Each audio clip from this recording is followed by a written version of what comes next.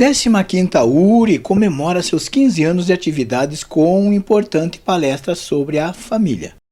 Noite de segunda-feira, dia 6 de outubro de 2025, a 15ª URI, União Regional Espírita em União da Vitória, comemorou seus 15 anos de profícuas atividades.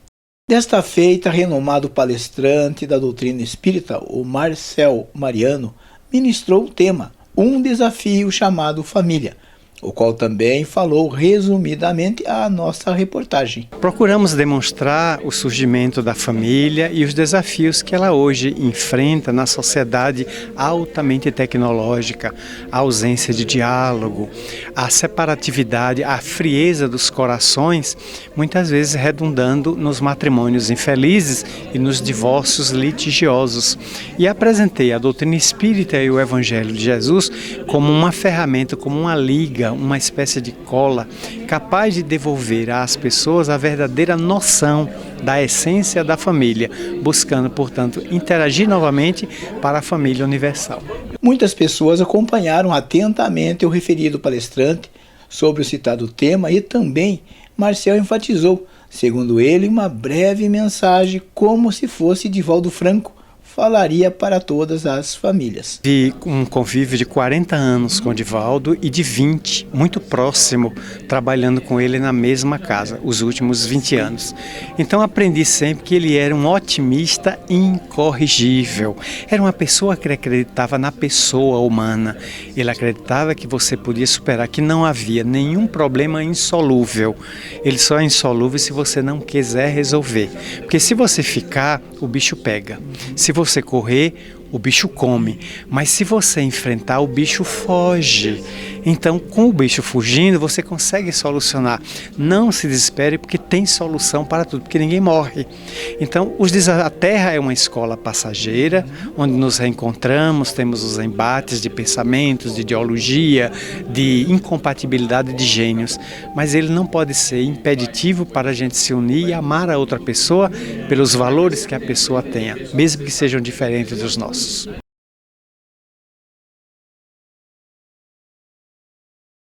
Meus amigos, minhas amigas, caros internautas que nos vão acompanhar oportunamente pelas mídias digitais, nossos votos cordiais de muita paz. Corria o ano de 2008, quando naquele final de julho, eu solicitei um táxi para seguir de casa ao ambiente de trabalho. Vinculado à primeira vara da infância e da juventude da capital baiana, ali desempenhava as minhas atividades de assessor jurídico junto ao magistrado e de analista judiciário atendendo os casos de família. O táxi veio rápido e me projetando naquela avenida chamada Garibaldi. Desci, peguei o paletó, a gravata, adentrei um imenso prédio que era uma colmeia de trabalho de 6 andares, onde atuavam à época 89 trabalhadores. E indo à minha sala, cumprimentei os colegas, até que o telefone me toca e a assessora do juiz, a secretária particular dele: você já está na casa? Perfeitamente. Venha ao quarto andar, ao gabinete do juiz. De imediato subi, julgando tratar-se de uma audiência. Era assim que sempre ocorria.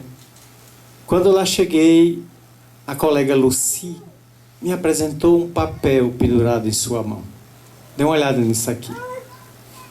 Eu examinei o papel e vi que era uma ordem judicial, uma decisão, em que o magistrado que atuava naquela vara como substituto havia me designado como guardião judicial de uma criança. Vi o nome da criança, meu nome para o mundus de natureza pública. Fiquei um tanto quanto surpreso. Eu digo, mas o que é que isso significa? é que Dr. Arnaldo Lemos, juiz até hoje, há pouco esteve aqui e disse: Luci, tem uma criança naquela maternidade que não tem pai, não tem mãe. Eu preciso indicar um guardião judicial para tomar conta dela. Indica aí o nome. Ah, doutor, bota Marcel Mariano. Me jogou na fogueira.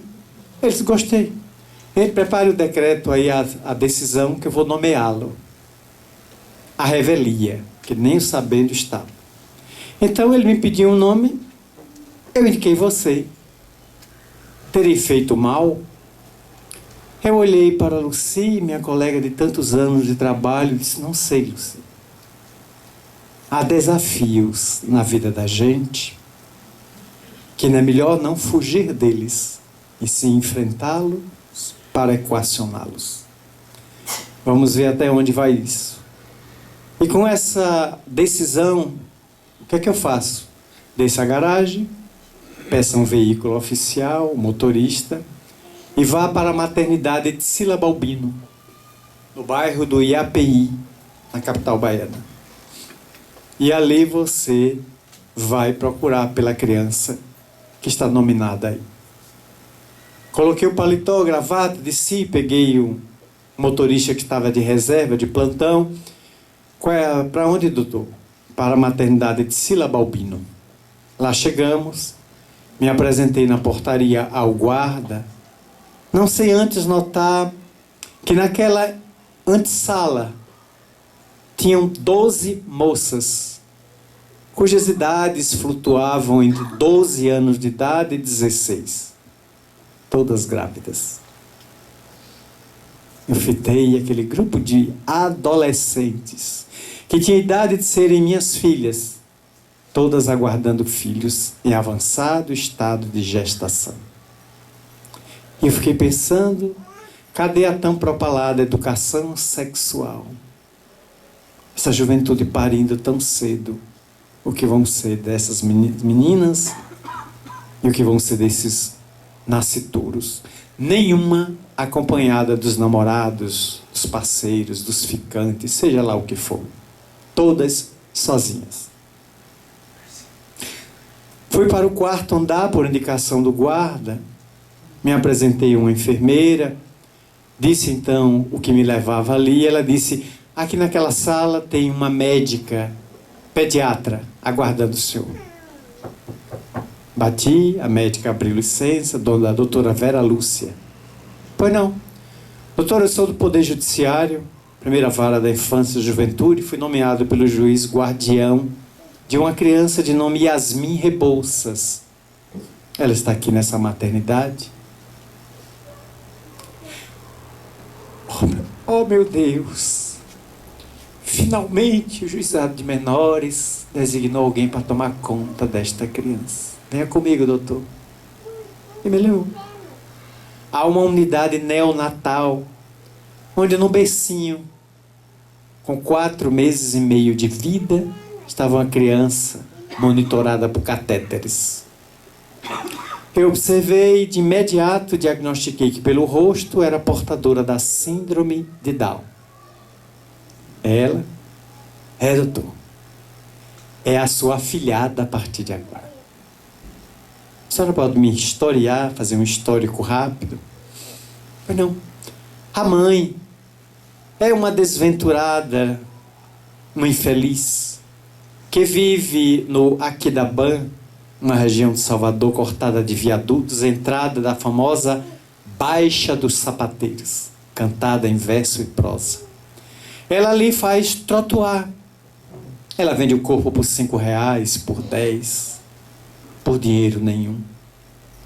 De um dos seus clientes deve ter engravidado dessa menina. Ela não sabe dizer quem é o pai. Levou a gestação adiante e pariu aqui conosco, na Sila Balbino. Assim que os enfermeiros perderam ela de vista, ainda com o períneo costurado por nós, ela saiu da maternidade e voltou para o Aquidabã, a entrada da Baixa dos Sapateiros, deixando a criança.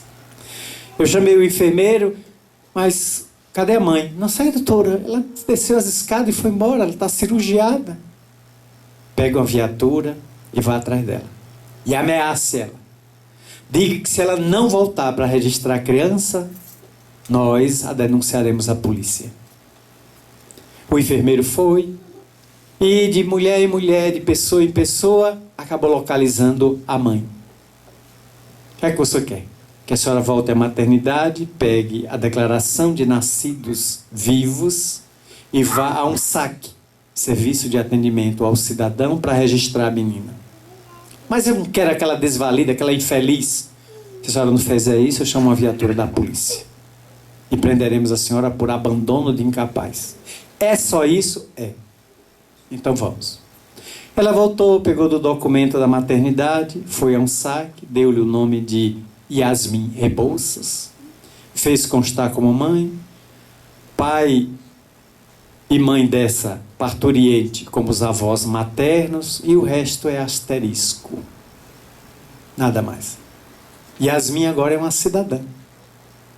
A mãe então pegou a certidão, foi à maternidade, entregou à médica. É isso que a senhora queria? É.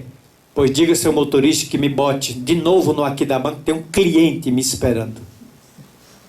Pois não. Pode levar lá. E voltou para fazer o trotuar dela. A menina ficou ali, nós comunicamos ao Conselho Tutelar, como é praxe no ECA, Estatuto da Criança e do Adolescente. O ECA comunicou, o Conselho Tutelar comunicou ao Juizado de Menores, e o magistrado que está de plantão, ele tomou as providências cabíveis e nomeou o senhor. O senhor já teve uma experiência como essa? Eu digo, nessa existência não. É a primeira vez. Muito bem. Agora eu sou o tutor legal dela. O senhor toma todas as decisões que tem que ser. E qual é o quadro clínico dela? Como o senhor está vendo, ela é portadora da síndrome de Down. Mas é uma criança muito alegre, muito sorridente. Apenas de que ela é cardiopata e carrega no sangue o HIV. Muito bem. E então, doutor? Pois não. E quais são as providências que deve inicialmente a senhora, como médica, pediatra, tomar? Primeiro, se eu deixar uma autorização, eu estar sempre aqui para autorizar que façamos qualquer procedimento médico para salvar a vida dela. É possível? Doutora, estamos no final de julho. Vou lhe confessar. No mês de agosto eu entro de férias e viajo para o Rio de Janeiro, mas não declinei para ela os motivos. Eu ia para o Rio de Janeiro, a convite de um amigo de Volta Redonda, para percorrer 15 cidades do estado do Rio, começando por Volta Redonda e várias outras cidades, incluindo a capital, onde tinham palestras programadas durante todo aquele mês. Eu disse, eu vou ao Rio a um compromisso pessoal, porque vou entrar de férias. Então, doutor, deixe uma ordem por escrito. Me arranjou uma folha de papel. Eu, fulano de tal, guardião judicial de Yasmin Rebouça, autorizo a maternidade de Cila Bobino a adotar todas as providências que sejam necessárias para preservar a vida de Yasmin Rebouça, a minha guardanda. E determino também à maternidade que eu seja avisado por telefone ou por mídia social a cada 24 horas sobre o estado dela. Assinei, tirei uma cópia da decisão do magistrado, entreguei à médica. Eu viajo daqui a 2 dias e a senhora me mantém informado de qualquer intercorrência com a menina. Pois não. Deixei o telefone e embarquei, saltando no Rio. Um veículo foi me buscar. Alcançamos a cidade do Aço, Volta Redonda, me hospedei numa pousada e todos os dias o telefonema. Ela ganhou peso, ela está melhor, ela está avançando e nós vamos prepará-la para quando ela ganhar 10, 12 quilos de peso, nós levarmos ela a São Paulo para uma cirurgia cardíaca. Como assim? O senhor não sabia que 50% de todos os portadores de síndrome de Down são cardiopatas? E por isso eles vivem pouco. Não se sabia isso no passado, por isso que eles morriam jovens. Hoje se sabe disso. Então se abre o peito dela, o externo, alcança-se o coração, fecha-se a válvula que está muito aberta, reduzindo a válvula, e ela pode ter uma vida longa. alcançar 60, 70 anos de idade. Sabemos disso hoje, a gente corrige por via cirurgia. Mas só depois que ela ultrapassar 12 quilos de peso. Antes disso, ela não pode ser cirurgiada, que é muito risco. E dia a dia tomava informação e fui percorrendo as cidades do Rio, Barra Mansa, Resende. Estive em outras cidades, de modo que atendi toda a programação.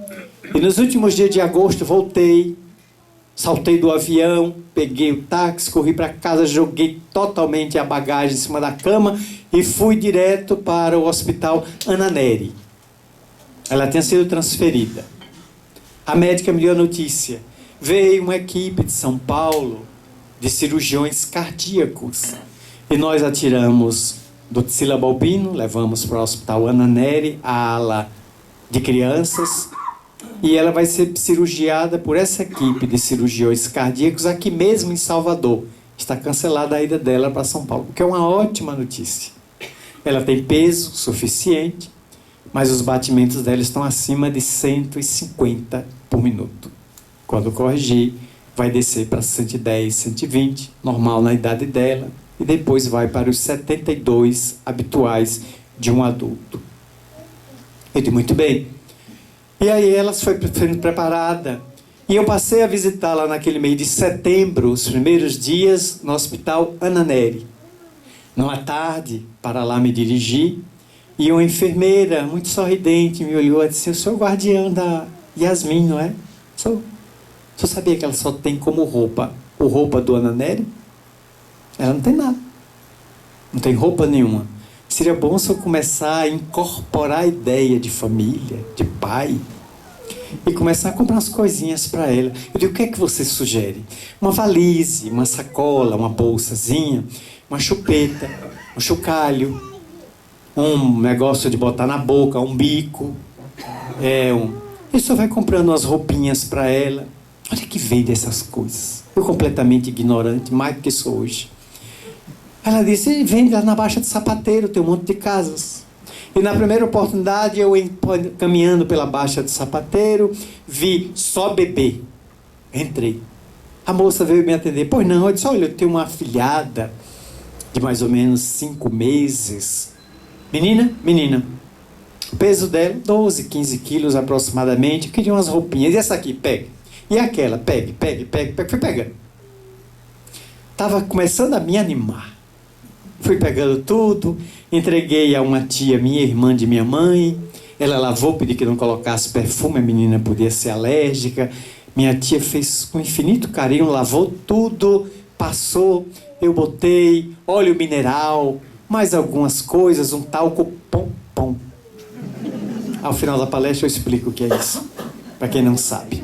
Colocamos tudo ali e eu levei no dia seguinte a sacola. Olhe, agora ela tem já os primeiros pertences dela. E o senhor para tomar conta. Numa quarta-feira, ali por volta de 5, 6 de setembro, eu fui visitá-la à tarde. E ela já começava a perceber que quando eu chegava, falava, ela me olhava. E a boquinha parecia uma boca de peixe. Fazia aquele bico e me olhava, um catéter. Eu disse, para que é isso? Nós jogamos o alimento diretamente no estômago dela. A enfermeira saiu. Eu fiquei ao lado daquele bercinho, vendo aquela pequena de 5 meses e meio se agitando, os bracinhos. Eu olhei para ela e falei mesmo, baixo, que ela, quem é você? De onde é que você veio? Como é que você caiu de paraquedas na vida deste solteirão inveterado? Que Yasmin, eu não tenho planejamento nenhum de construir nessa existência família, porque foi o que projetei no mundo espiritual. Então, se você se recuperar, só tem uma saída, eu vou levar você para um abrigo e você será disponibilizada para adoção. Mas em virtude de ter o HIV, não é mais cardiopata, e ter a síndrome de Down, suas chances de serem adotadas são mínimas. Os casais não querem crianças com defeitos. Falo isso porque trabalhei 20 anos na infância e da juventude. Só fazendo a adoção, inclusive, das filhas da jornalista Glória Maria, de que eu fui advogado. E eis que eu falei isso.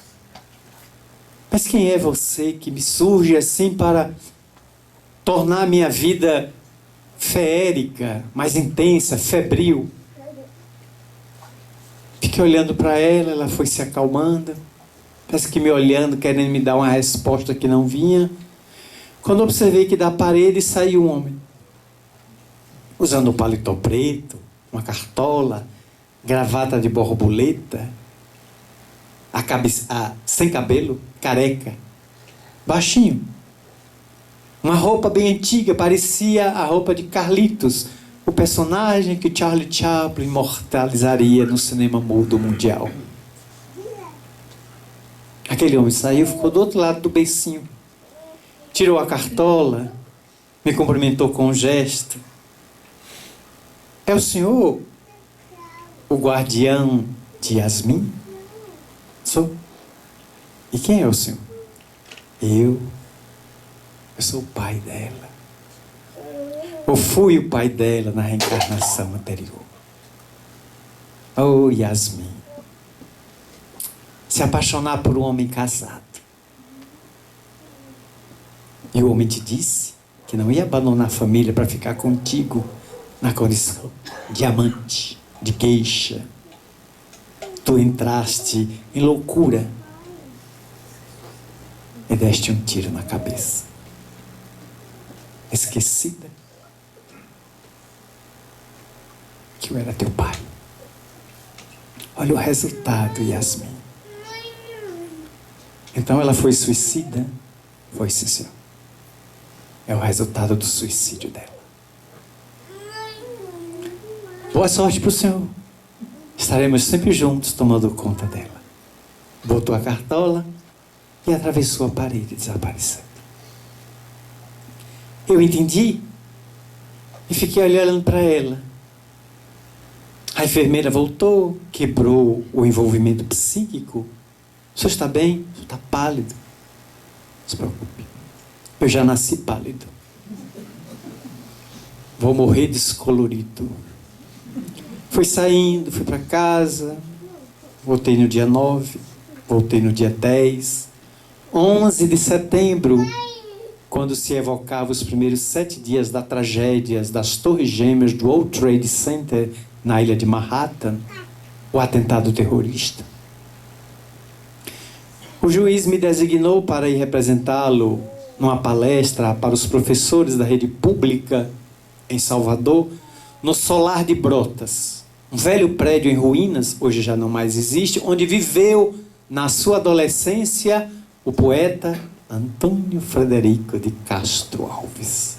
Foi ali onde Castro Alves, o poeta das espumas flutuantes, do navio negreiro, havia vivido.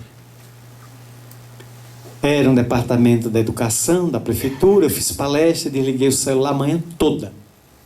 Meio-dia, religuei, terminei minha atividade junto aos professores. O telefone tinha 11 ligações. Retornei uma delas para a médica, a doutora Vera. Pois não, doutora Vera? O senhor está onde, doutor Marcelo? Eu estou em Brotas, um bairro de Salvador, atuando aqui como representante do magistrado. Desde de manhã que estamos atrás do senhor. Yasmin foi a óbito. Ela morreu nas primeiras horas da manhã. Venha para o hospital, Ana Nery. Eu fui lá, cheguei, quase 1 da tarde, e alguém me deu uma caixinha de sapato, onde estava aquele corpinho miúdo, já branco, dobrada com uma mantazinha azul. Aí está ela. E o que foi? Infecção generalizada, septicemia. A temível infecção hospitalar a matou hoje. Não adiantou os nossos antibióticos, ela partiu. Agora é com o senhor o velório. Bueno. Deixa aqui no necrotério do hospital, que eu vou voltar para a vara da infância e juventude, onde tem uma magistrada de plantão, hoje desembargadora. Pedi aquiescência à magistrada, fui ao gabinete, contei os episódios sucintamente. Se eu gostaria que a senhora me liberasse agora à tarde, porque eu vou sepultar o corpo dela. E o senhor sabe quanto é que custa um sepultamento? Não, senhora. Então, doutor Marcel, faça o seguinte. Vá a uma das funerárias de Salvador, providencie tudo que eu pago. Aí, doutora, eu sou o guardião dela. Doutor Marcel, eu estou lhe dando uma ordem. Não estou lhe pedindo, não. Pois não, doutora. A senhora que manda. Saí dali, providenciei o sepultamento. A magistrada pagou tudo. Não me deixou pagar nada. E no fim daquela tarde, 5h30, na cova 351, letra C, do cemitério Quinta dos Lázaros, o corpinho de Yasmin desceu a uma sepultura comum. Eu fiquei até 6 horas, quando o sol se debruou por detrás da Baía de Todos os Santos. Eu fiquei ali meditando que experiência em 45 dias eu havia vivido. Fim de julho, os primeiros 11 dias de setembro. Depois, o cemitério ia fechar, eu saí, fui caminhando para casa, meu apartamento fica num bairro próximo. Fui caminhando, meditando e guardei uma cópia da certidão do nascimento dela. Um ano depois, em 11 de setembro do ano seguinte, 2009, eu me encontrava em casa, sentia uma imperiosa vontade de orar, quando a benfeitora que dirige a minha vida há 45 anos, o Espírito Marta, me advertiu pela audiência: o senhor vai dormir mais cedo, vou levar o senhor para visitar Yasmin no além. Eu nunca durmo no mesmo dia que eu acordo, há mais de 45 anos. Mas naquele dia me esforcei para seguir a ordem da benfeitora e às 11h30 me recolhi. 2 da manhã ela me tirou do corpo, a mãozinha fria, não sei porque todo defunto tem a mão fria, e me levou. Chegamos em um local amplo, muito verde, muitas árvores, parecia uma creche no além. Eu vi crianças gritando, correndo, pulando na grama. Havia um pula-pula e as crianças jogavam-se naquela tela e subiam, e aos gritos. Eu fui caminhando com ela até ela me situar atrás de uma árvore. Me pareceu um coqueiro. Eu fiquei atrás da árvore quando vi um grupo de crianças gritando: Yasmin, Yasmin, Yasmin. E ela no meio das crianças, sentada na telinha, como que pulando. Eu tentei me aproximar. A prefeitura: não vá. Ela tem 1 ano aqui no além, ela vai lhe reconhecer. Ela guardou sua voz na memória dela. Não é o momento dela lhe ver. Mas ela está bem. Disse: o que vai acontecer com ela? Nós vamos guardá-la aqui, esperando que ela cresça até mais ou menos a adolescência. Quando ela tiver 10 para 12 anos aqui do nosso lado, crescendo como se fosse uma menina na terra, nós a levaremos de volta para reencarnar-se. E ela voltará esquizofrênica, para terminar o resgate do suicídio. Eu digo: por que é que ela partiu com aquela infecção? Acidente de percurso tirou ela do corpo, mas não era o ideal. Mas se a divindade assim o quis, meu filho, agora ela vai voltar com esquizofrenia até o final da vida, para aprender a valorizar a existência. Passou-se mais 1 ano. No 2º ano que eu havia me despedido dela, eis que, fazendo o culto em casa num dia de domingo às 10 horas da noite, como faço habitualmente há muitos anos, pelo menos 4 décadas, eis que, quando terminei o culto às 10h20 da noite, um rostinho apareceu no corredor, colocou a cabecinha: oi, tio, posso ir aí? Oh, Yasmin, pode. Aquela coisinha miúda, aquele toco de gente veio, colocou as mãozinhas quentes nas minhas pernas, senti o calor. Tio, que bom lhe rever. Eu digo: você está ótima. Tia Marta está cuidando de mim e disse que eu vou renascer. O senhor sabe onde? Eu digo, minha filha, saber segredo de mulher desencarnada é muito difícil. Eu não sei de nada. E a gente vai se encontrar. Marta Perto disse, até as pedras se encontram debaixo dos leitos dos rios. Vai sim, minha filha. Mais tarde, você vai reencontrá-lo e ele é você. Passaram-se todos os anos, ela foi embora. Passaram-se já muitos anos. E há cerca de 4 anos atrás, 3 anos, um pouco mais, um pouco menos, a benfeitora me disse, reencarnamos ela, aqui em Salvador, na Bahia mesmo. Ela não vai apresentar nenhum sintoma de esquizofrenia até o fim da adolescência. Quando deixar a adolescência, que entrar aos 18, 19 anos, os sintomas vão surgir. A família vai se preocupar, virá o tratamento com o psiquiatra, o diagnóstico. Ela tomará remédio o resto da vida para combater o mal que ela mesma produziu no vaso físico e radiações ao perispírito.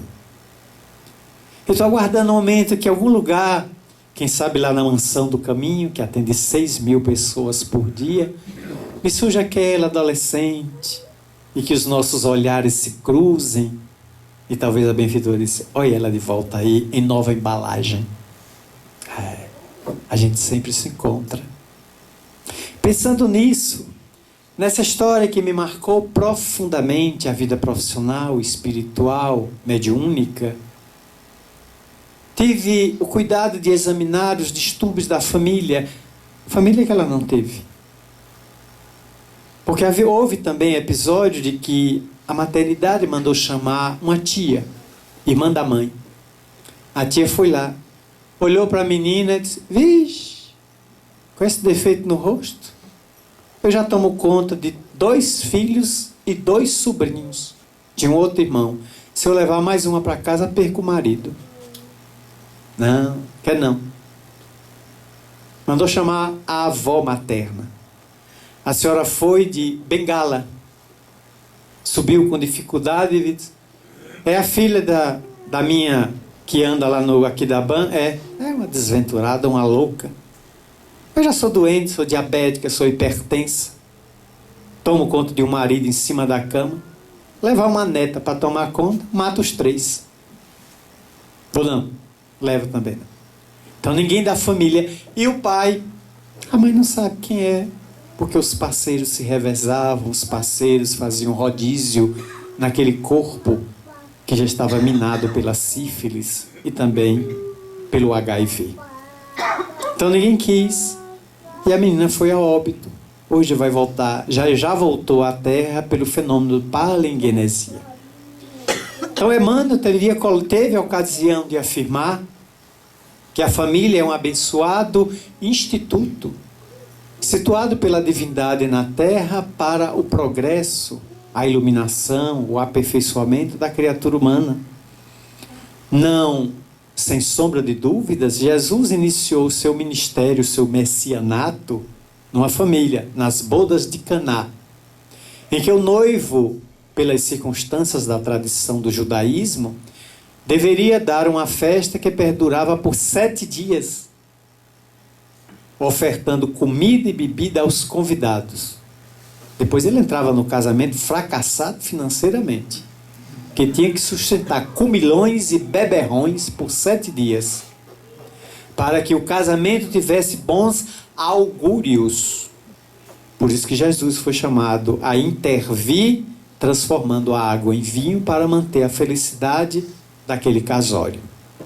E encerrou a sua jornada na cruz entre 2 equivocados, dizendo a João, meu filho, eis tua mãe, Maria.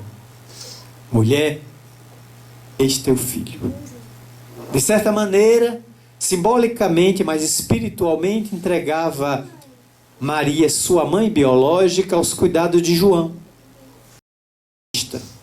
que a transportaria mais tarde para Éfeso, hoje Turquia, onde ali situou-a numa casinha e ela plantou roseiras.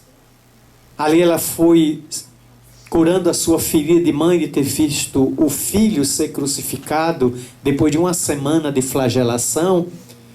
E pelos peregrinos que passavam ali, ela acolhia, contando histórias de seus filhos, surgiu o epíteto de ser a Santíssima. A Casa da Santíssima, até hoje conservada.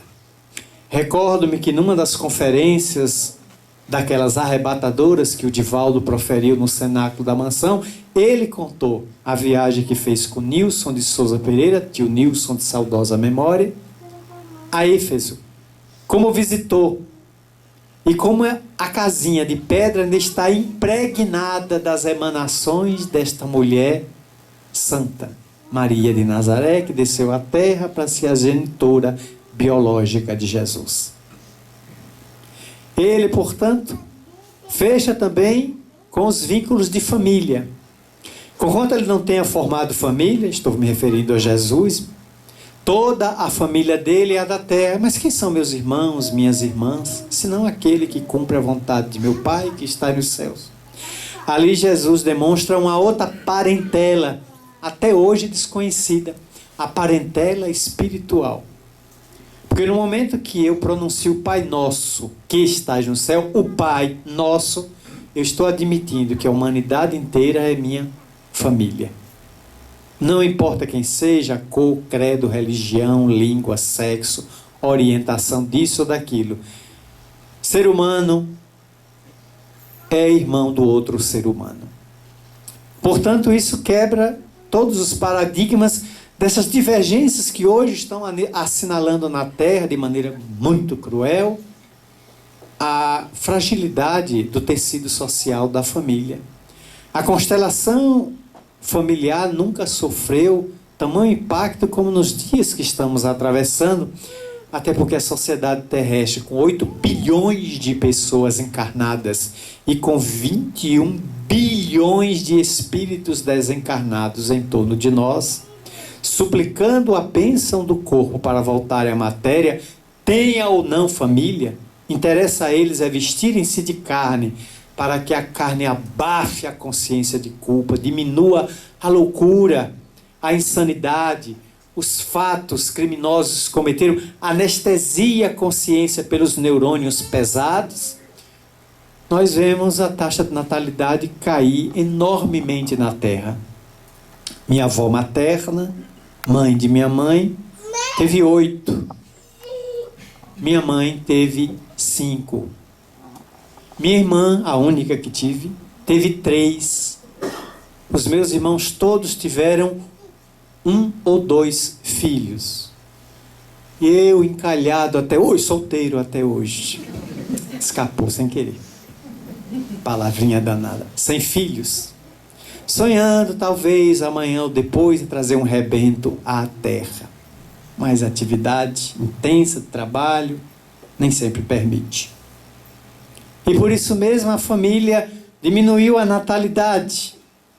Hoje, nós temos na Itália 2 filhos por casal. No Brasil, 1,8. Quer dizer, o casal nem tem 2. Tem um inteiro e o outro 80% do filho. Não tem previdência privada ou pública que aguente, se não houver 4 trabalhando para um aposentado, dizem os economistas. Se não está mais nascendo, essa sociedade vai envelhecer. O Brasil hoje já tem, segundo o IBGE, a idade fixada para o homem 75, expectativa de vida, a mulher 77. Mas em 1900, 125 anos atrás, a expectativa de vida era 45 anos de idade no Brasil. Portanto, eu estaria fazendo palestra para um monte de defunto. Todo mundo aqui, a maioria estaria tudo morto, salvo as crianças. Em alguns países já dobrou os 80 anos de idade. E a geriatria, ramo da medicina que cuida da idade provecta, do crepúsculo da existência, já tem afirmado que dentro de 50 anos estaremos entre 100 e 110 anos na Terra vivendo com qualidade de vida. Porque não é importante chegar aos 110. Chegar enxergando, ouvindo, comendo, se banhando. uma pessoa independente de terceiros. Não é chegar um mulambo, um bagaço, dependendo de tanta gente em torno, remunerada ou por caridade de família. É chegar com alguma autonomia. A medicina está prometendo essa autonomia. Próteses, transplante de órgãos, reconstrução celular através da nanotecnologia e tantos outros recursos, a biônica, que possam levar o indivíduo a ter uma qualidade de vida extraordinária. Mas e os laços de família? Esses laços tão suaves e ao mesmo tempo tão fáceis de serem rompidos pela agressividade. Se eu evocar os últimos 40 anos no Brasil, o noticiário trágico, tenebroso da mídia, retratando filhos ceifando a vida de pais. Pais matando filhos. Maridos matando esposas. O país tem uma lei, a Lei Maria da Penha, eu a conheço. Ela é cidadã baiana. A Assembleia Legislativa da Bahia deu a Maria da Penha o título de cidadania baiana. O seu companheiro tentou matá-la de diversas formas. Afogada numa piscina, deu um tiro, não conseguiu. Jogou cabos de energia para eletrocutá-la e a mulher resistiu. Hoje está numa cadeira de rodas. E não ficou parada. Foi para Brasília percorrer gabinetes de deputados e senadores solicitando uma lei que leva seu nome para empurrar para a cadeia os companheiros que atingem suas próprias parceiras, mães de seus filhos, com atrocidade inimaginável. Ai, muitos passam a ter medo de formar a família porque não sabe se o outro é amigo ou inimigo. Se não estará deitando na cama com o seu algoz ou com o seu sicário. É por isso, muita gente fugindo da possibilidade de forjar família. Mas o que seria desta sociedade se não apertássemos esses laços? O Livro dos Espíritos, a obra máxima da codificação kardeciana, estabelece de que se os laços de família na Terra fossem relaxados, ou seja, tivéssemos aí o que está se denominando como o trisal, o poliamorismo, nós voltaríamos então ao estado primitivo, ao estado tribal, ao estado de animais, que copulam na rua como a cadela, que ao expelir o feromônio, atrai os cães das ruas. Eu tive a ocasião de ver no meu bairro, em frente a um colégio que pega 3.000 alunos, o ICEA, em Salvador, tem 80 salas de aula, esse colégio. Eu contei 45 cães cercando uma única cadela. Nunca vi tanto Romeu atrapalhado atrás de uma única Julieta. E ela desdenhando dos 43 cães. Correndo desesperada para debaixo dos automóveis, para fugir do assédio dos cães, alucinados pelo feromônio que ela exala. E que essa criatura humana perdeu. Essa característica animal. Porque hoje o que atrai alguém é olhar. Olho para aquela pessoa passando. Meu Deus. É a nora que mamãe que ela é em casa. E ela nem me dá bola. Ela pode olhar, até aquele é o genro. Não estou nem aí, nem venho chegando. Os encontros apressados, os desencontros, os reencontros problemáticos, as amargas ocorrências de matrimônios, atuando de 5 anos para cá na área da mediação judicial, num posto que fica dentro da mansão do caminho, nós já realizamos quase 1.800 divórcios. E o Divaldo não brincava. Quando me via nas terças-feiras, depois da palestra, tenho que conversar com você depois da palestra. Eu entendia pelo lábio dele. Terminava, eu subia, senta aí. Hoje foram quantos casamentos que você matou? Não mato casamento. Ele já chega morto, eu faço o atestado de óbito. Ah, é mesmo, meu filho, já chega estilhaçado. O adultério, eles chamam traição. O adultério, a violência doméstica. E o casal chega lá, eu levo eles à mediação, ajudo eles a encontrar uma solução. E deles que saiu em 18 minutos. Deles que não saiu em 3 horas e meia de embates, onde cada um levanta suas armas, levanta suas acusações, suas feridas, para dizer ao outro que perdeu tempo naquele matrimônio infeliz. Começaram dizendo um para o outro, meu bem, e saíram da audiência dizendo, vou lutar pelos meus bens, plural. Casa, moto, gente que lutou até por faqueiro.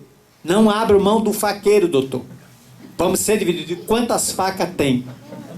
Tem 5, não dá a divisão, dá 2,5. A senhora vai querer levar o cabo ou a parte que corta?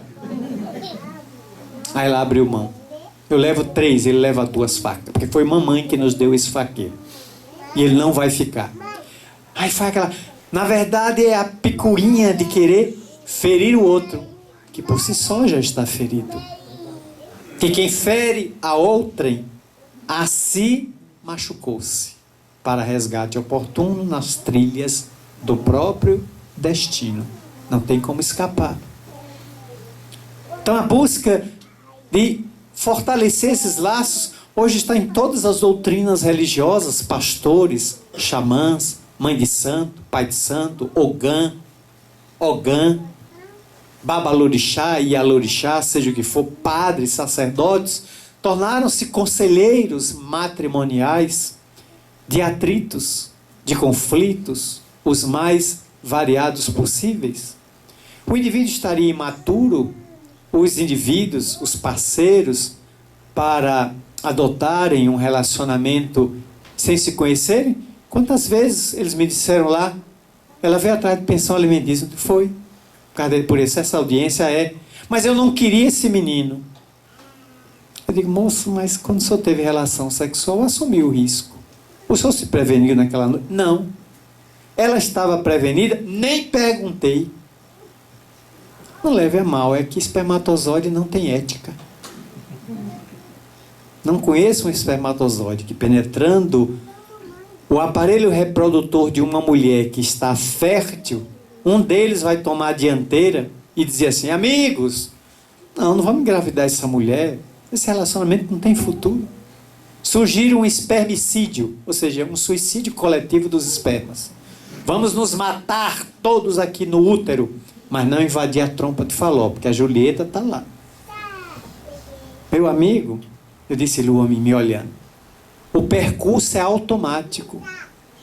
Eles fazem o percurso e se encontrarem, invadem o castelo de Julieta, um deles, e 9 meses depois, Júnior está na área.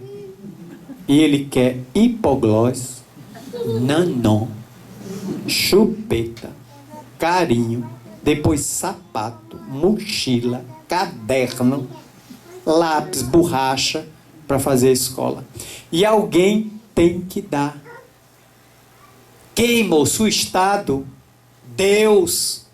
O governador? Não, é o senhor, porque o senhor foi quem registrou. Eles baixam a cabeça. Só estou lhe mostrando que o senhor tem que acordar para a vida. Essa criança é sua família. Carrega 50% do seu DNA. Os outros 50% é da mãe, que ainda entrou com canteiro de obras por 9 meses. O senhor só entrou com parte do operário. Operário. Ela mobilizou todo o canteiro de obra. Então, bote aí qualquer coisa. Não é que é qualquer coisa, não. Qualquer coisa ele não vai comprar nem Big chiclete. É preciso ter o recurso para alimentar essa criança. Aí os diálogos se sucedem ao infinito, onde você tem que usar lógica de bom senso, que pode demorar 2 horas. Houve divórcios de 18 minutos. O casal sabia o que queria. Era acabar aquele laço que não estava preenchendo nenhum deles. Mas Emmanuel vem dizer que o divórcio não deve ser facilitado, conquanto a doutrina espírita seja divorcista. Está lá no Evangelho segundo o Espiritismo. O casamento é uma lei humana. E como lei humana, chega um momento que ela pode sofrer uma reviravolta, que é o divórcio. E é melhor praticar, é melhor manipular, manejar o divórcio do que permanecer numa relação hipócrita, fingida, porque eu não casei com a sociedade.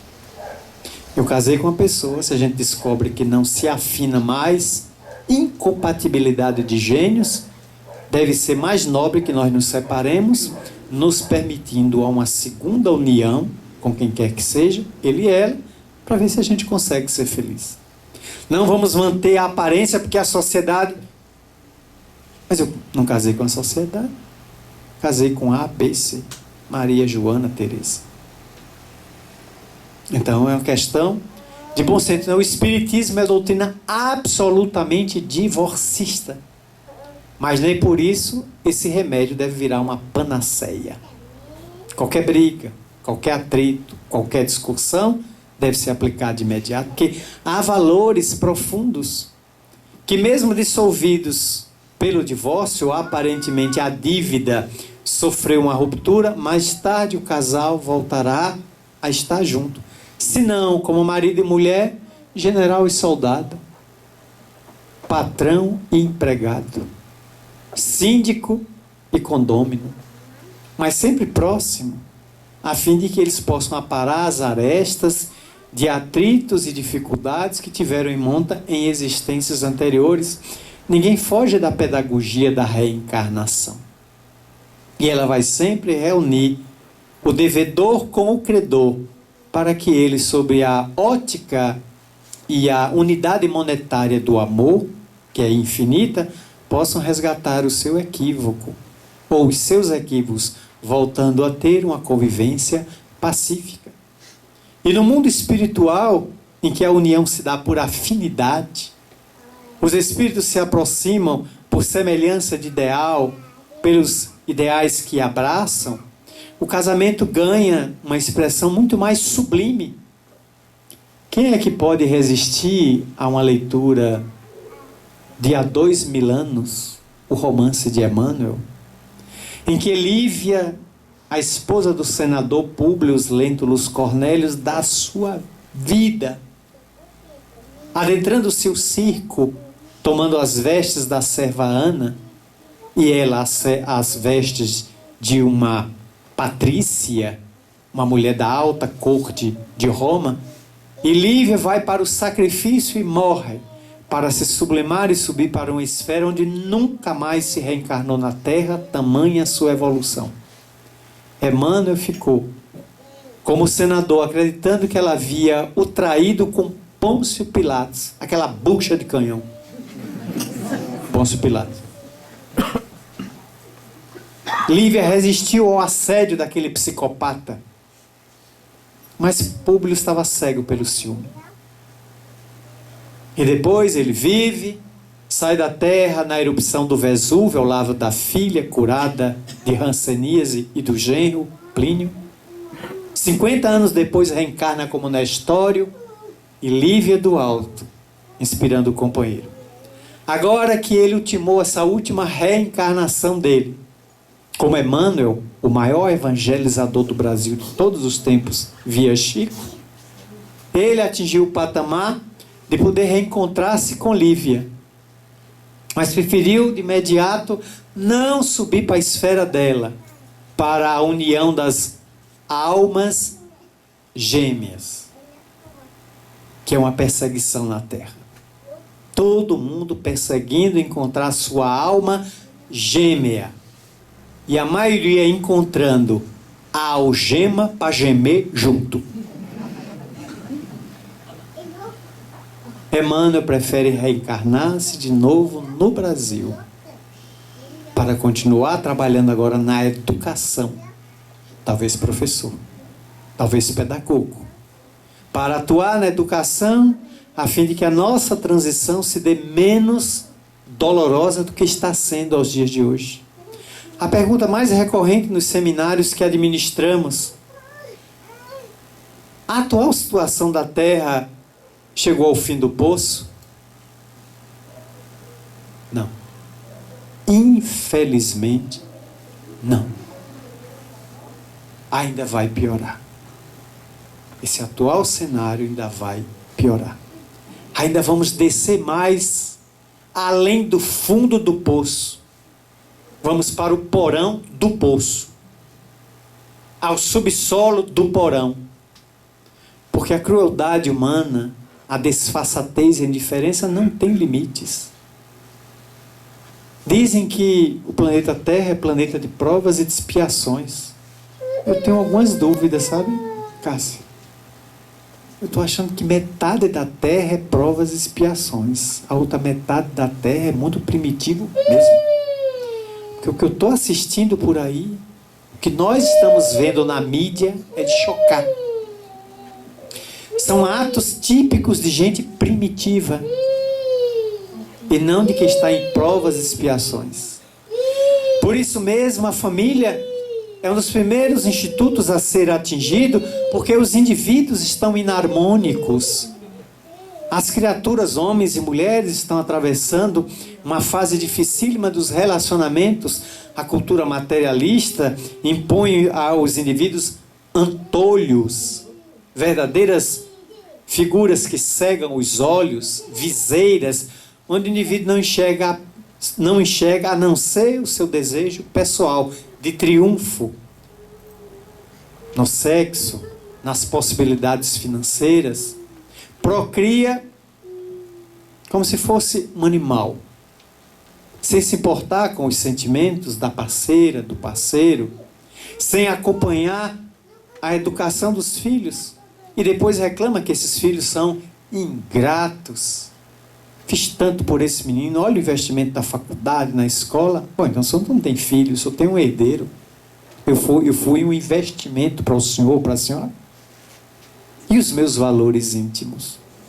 Como acompanhar a quantidade imensa de crianças com o espectro autista que estão voltando à Terra em número colossal? E é preciso o cuidado, o zelo de se conhecer essa teratologia de natureza psíquica normalmente vinculada ao autocídio no passado, a delitos cometidos e não justiçados. E o indivíduo volta agora sob a problemática da bainha de mielina e de outras problemáticas psíquicas, neurológicas, reclamando compaixão, auxílio, acompanhamento adequado, a fim de se integrar na sociedade, porque alguns, ou uma grande parte, são dotados de uma memória, de uma inteligência espetacular. Bem conduzidos, podem contribuir enormemente para o progresso da sociedade. Somente as claridades espíritas, o raciocínio da doutrina, pode esclarecer essa problemática que atinge a família com seus imensos desafios, estar dentro dela, permanecer dentro dela e saber que vai continuar depois que se vive, porque a morte, como bem demonstrou o filme Ghost, de 1989, apesar da morte de Sam, o personagem Patrick Swayze, já também desencarnado, de maneira trágica, num assalto em que só estava de olho numa senha para se retirar $4 milhões, se desviando para um bando de crápulas, um assassino infeliz de um colega traidor. Ele volta do além-túmulo e encontra uma médium estúpida, uma médium pirata,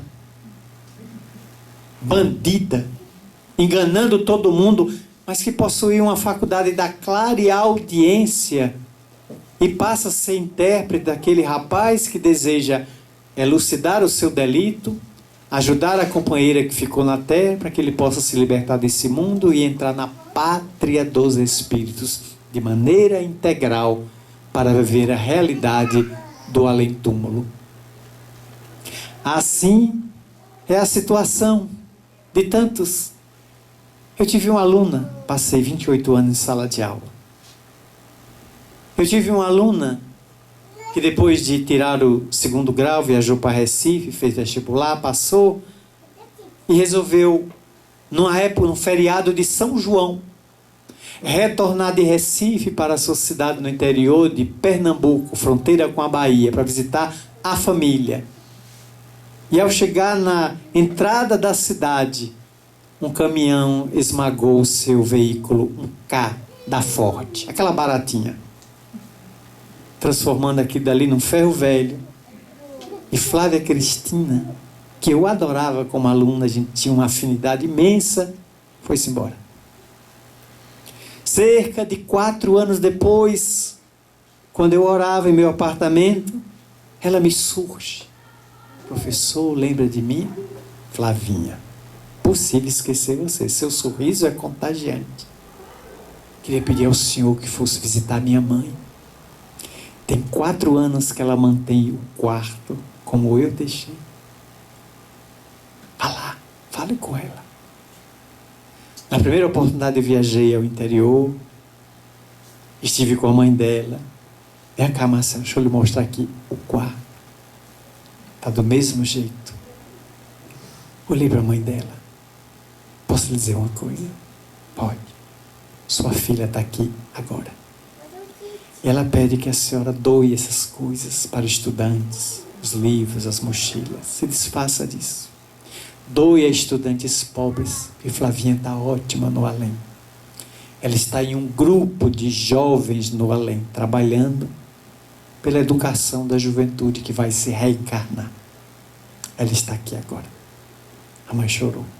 E no dia seguinte, desfez o quarto, se desfazendo dos objetos que ainda tinham serventia para outras pessoas. Flavinha vai me aparecer um ano e... Obrigada, professor, por aquilo. Como é que você está? Olha, os primeiros 2 anos no além eu só chorava. Mas por que Deus me arrebata com 27 anos de idade? O namorado que eu deixei, a família, os amigos, os irmãos, os avós, tudo. Aqui, depois de 2 anos, foi que eu vim compreender que estava assinalado. Eu partiria daquela maneira ou de uma maneira natural, mas tinha chegado o meu dia. Em função de algo que cometi numa existência transata. Mas eu estou viva, professor. A vida continua. E Marta passou a ser para mim uma verdadeira mãe. Foi ela que me trouxe aqui para conversar com o senhor. Eu disse, que bom, Flavinha. Então prossiga trabalhando no bem. E ela vem atuando, hoje já teria mais de 40 anos de idade aproximadamente, pelos padrões da terra, continua trabalhando no bem. A família continua. Quando minha mãe partiu, eu estava na minha cidade, fechei-lhe os olhos, apliquei um passe, a vi partir nos braços de minha avó. 1 ano depois, ela me aparece dentro de um avião da Azul, que eu estava viajando de Belo Horizonte para Araguaína. Ela me toca no ombro, eu viro, está aquela mulher no corredor do avião. Zezita era o nome de minha mãe, apelido familiar, Maria, Zezita. Digo, Zezita, você aqui? Estou vivo, meu filho, estou viva. E você vai para 6 cidades de Minas e eu vou com você. Para aprender espiritismo para o meu filho espírita e médium. Eu digo, a senhora morreu com 83 anos de idade e 36 quilos de peso. Eu vejo a senhora agora tão linda, remoçada, parece que tem 60. Ela disse, a morte é um colágeno ótimo, meu filho, estica tudo. Ah, que beleza. Mas a senhora está ótima. Muito bem, meu filho. Faça a semeadura do bem. Nas 6 cidades onde eu fui, ela me apareceu. Nas 6 vezes, para dizer que estava na plateia, ou me pegava no quarto para conversar comigo. Eu tive a certeza de que a família não morreu. Já partiram tantos outros. Está aí o pai viajando, a irmã viajando, parentes, aquilo. A certeza de que a vida continua. E há 5 meses vai fazer, Divaldo fechou os olhos. E no dia 13 de maio, também disse adeus. Partiu, ele já vinha nos preparando. A penúltima palestra fiz na presença dele, dia 18 de fevereiro deste ano. Ele sentou-se, eu percebi ao meu lado, Eu fiz a palestra, ele ouvindo.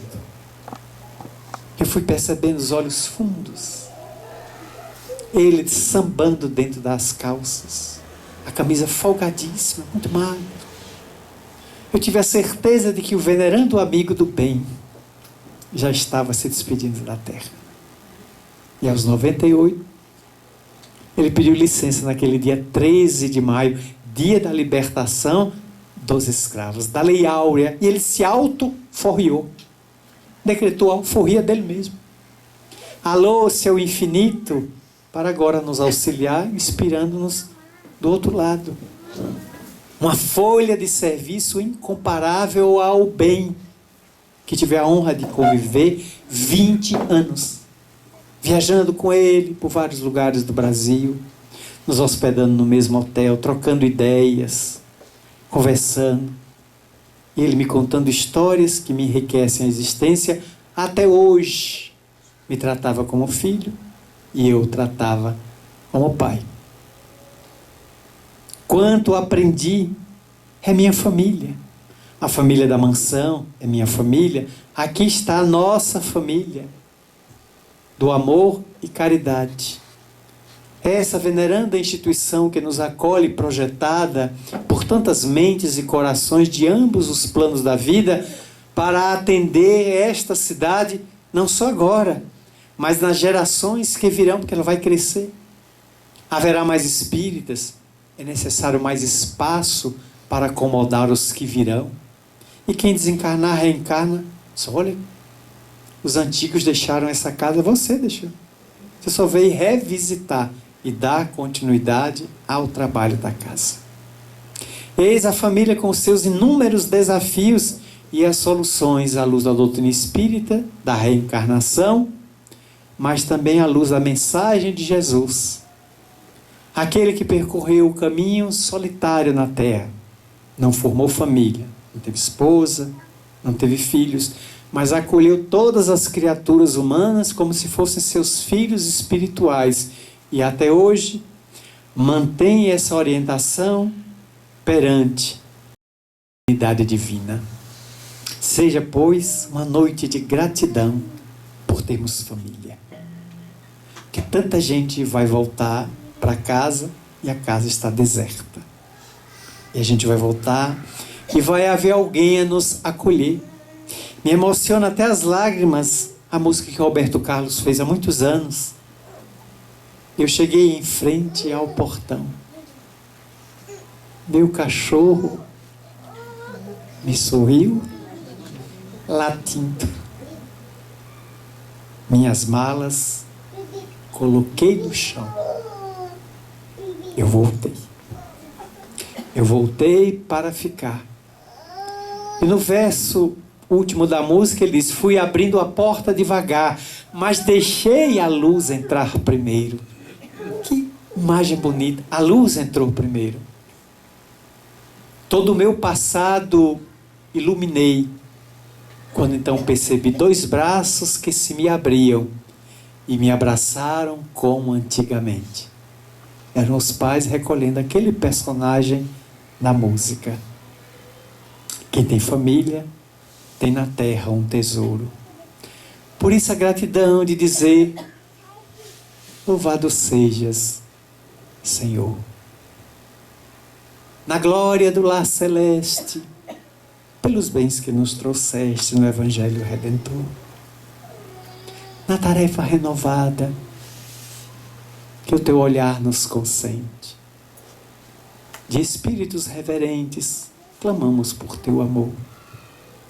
Pobres, miseráveis cegos que fugimos, da luz a que nos elevas, nossa oração rompe, rasga as trevas, escuta-nos, Mestre, vem.